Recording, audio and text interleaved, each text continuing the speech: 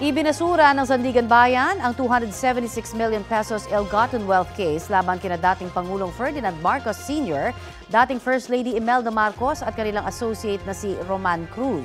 Si Cruz ay humawak ng ilang posisyon sa gobyerno at pribadong sektor. Tinatigan ng Sandigan Bayan ang mosyon ng mga defendant na i-dismiss ang Civil Case 0006 dahil sa inordinate delay o matinding delay.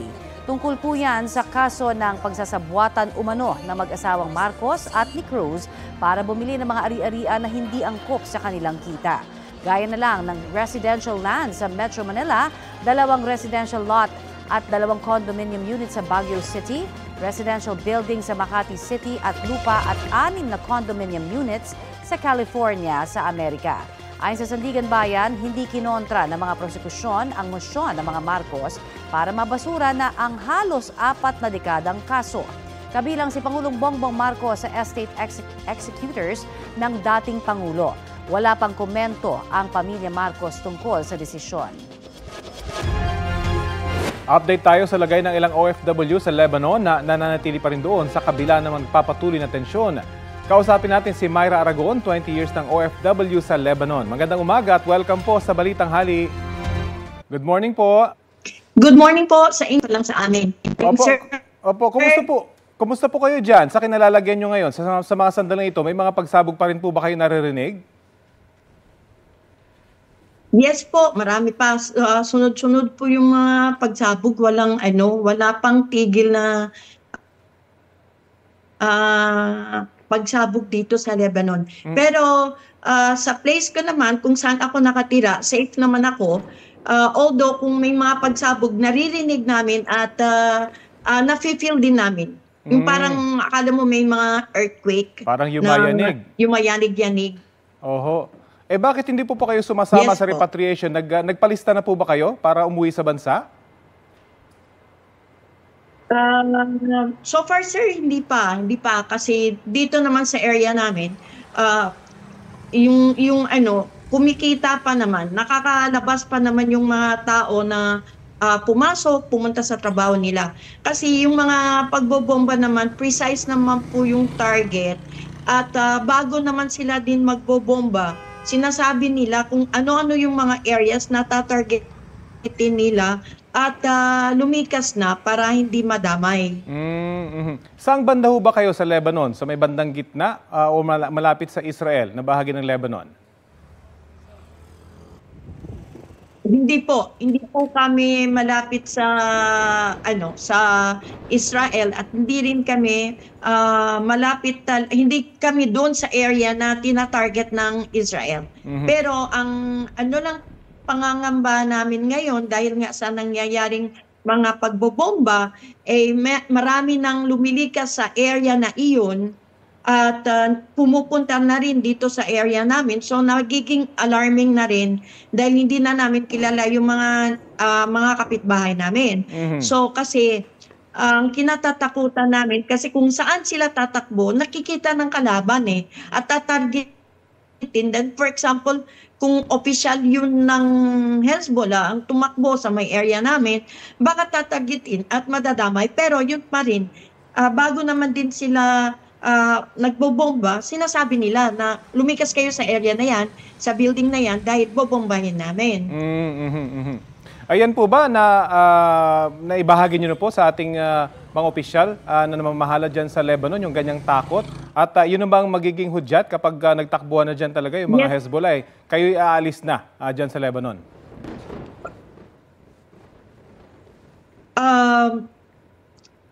Sa ngayon, sir, kahit nga doon sa malapit sa embassy, malapit sa embahada natin, feel nila yung mga pagbobomba kasi yung area na binobombahan ngayon ng Israel is yung yung close lang po sa may embassy natin.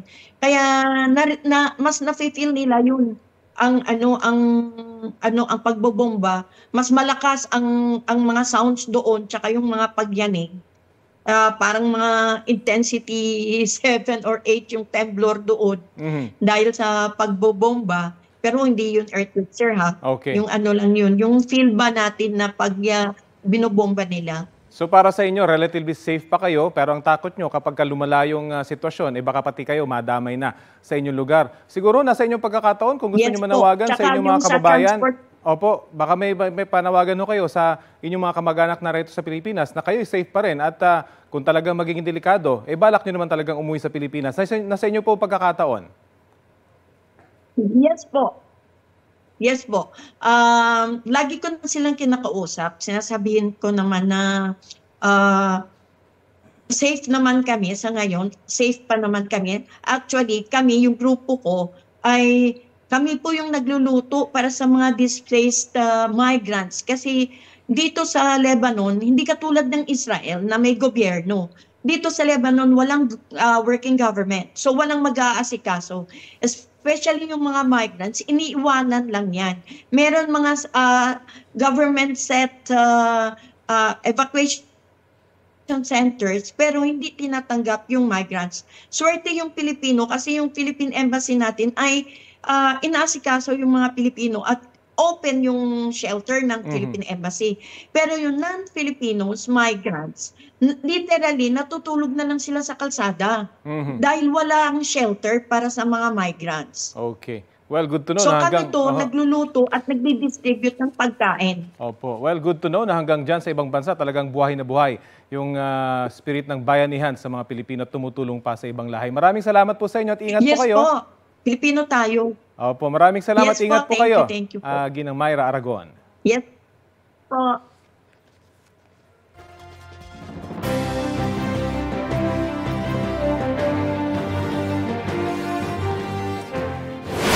Narito na po ang mga humabol kahapon para maghain ng Certificate of Candidacy para sa pagkasenador.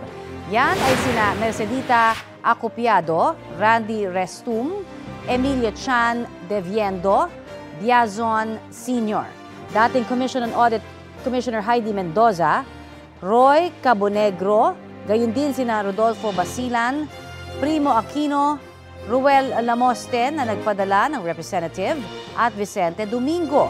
Naghain din po ng COC sina Jem Dumagtoy, Monique Solis Cocorianas, Injim Bunayog, Ismael Bajo at Omar Tomanong. Ito ang ilan pang naghain ng kandidatura sa pagkasenador kahapon. Naghain ng COC si dating Senador Kiko Pangilinan, Salvador Cabalida, Francis Leo Marcos, Eric Martinez at Martin Mendoza III. Naghain din ng COC si Pastor Apollo Kibuloy sa pamamagitan ng kanyang representative, Bertini Causing, Melchor Locañas, Antonio Par at Robert Marcos Taliano, Tagayan. Nag-file rin ng COC sina Loreto Banosan, Faith Ugsad, Wilfredo Red, Edmundo Rubi at dating Executive Secretary Vic Rodriguez. Itinanggi po ni Attorney Sunny Matula ng Workers and Peasants Party o WPP na may pinirmahan silang Certificate of Nomination and Acceptance ni Pastor Apollo Kibuloy. Base kasi sa inihain ko na ni Kibuloy sa pamamagitan ng kanyang abogado, nasa ilalim siya ng partidong WPP. Sabi ni Matula, wala sa tatlong otorisado sa kanilang partido ang pumirma roon. Git naman ng kampo ni Kibuloy, inaprubahan yon ng lehitimong kinatawan ng WPP. Requestionin daw ito ng partido sa COMELEC na nagsabi na ring may panahon para resolbahin itong issue. Kabilang po sa mga requirement ng mga aspirant ang CONA, kasabay ng Certificate of Candidacy. Wala pang reaksyon sa pahayag ni Matula ang kampo ni Kibuloy at COMELEC. Ito ang GMA Regional TV News. Ihahatid na ng GMA Regional TV ang may init na balita mula sa Visayas at Mindanao. Kasama si Cecil Kibod Castro. Cecil? Salamat, Rafi. Aabot sa 70 sako o mahigit 2 toneladang taklobo o giant clams ang nakumpiska sa isla ng Higante sa Carles, Iloilo. Katumbas yan at halagang mahigit 4 na milyong piso.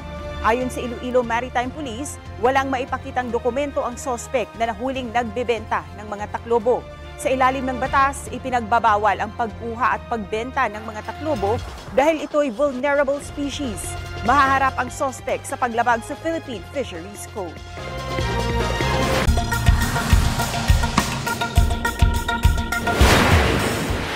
Nanalasa na sa Mexican Caribbean coast ang Hurricane Milton.